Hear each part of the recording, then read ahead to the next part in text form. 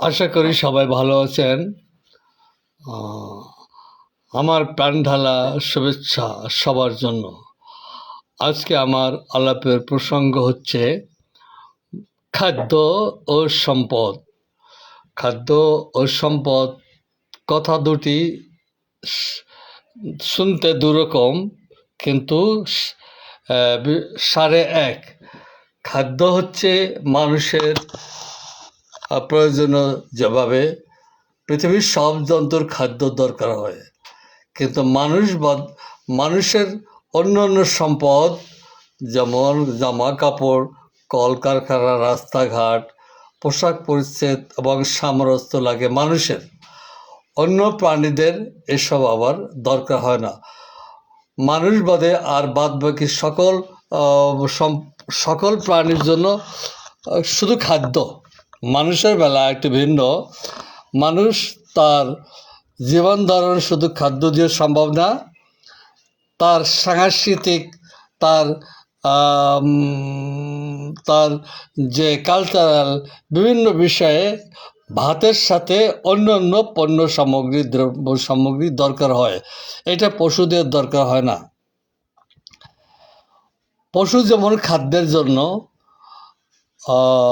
একে অপরের খাদ্য কেড়ে খায় এবং খাদ্য নিয়ে তারা মারামারি করে। আপনারা দেখেছেন ওই যে হাটে বাজারে বা পথে ঘাটে কুকুর, শিয়াল এরা মারামারি করে খাদ্য নিয়ে এবং একে অপরকে খুন করে।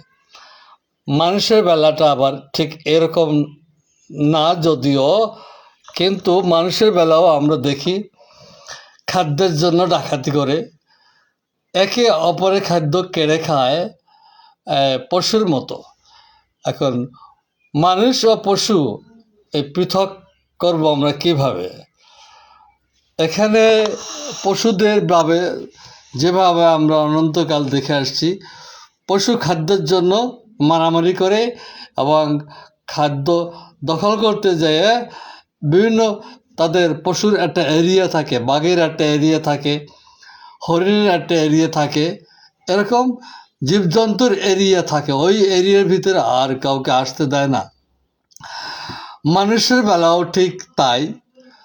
যে সময় মানুষের কোনো রাষ্ট্র ছিল না, মানুষের কোনো স্থায়ী ঠিকানা ছিল না, তখন এই মারামারিগুলো হতো না।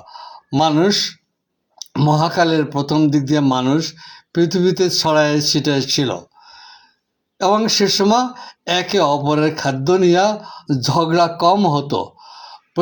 প্রচুর জঙ্গল, প্রচুর এলাকা নিয়ে মানুষ বসবাস করত।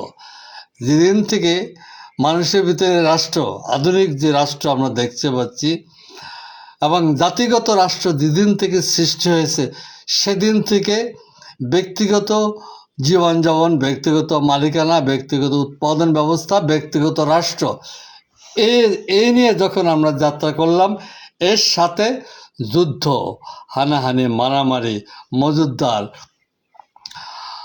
এইসবই এই রাষ্ট্রের বৈশিষ্ট্য।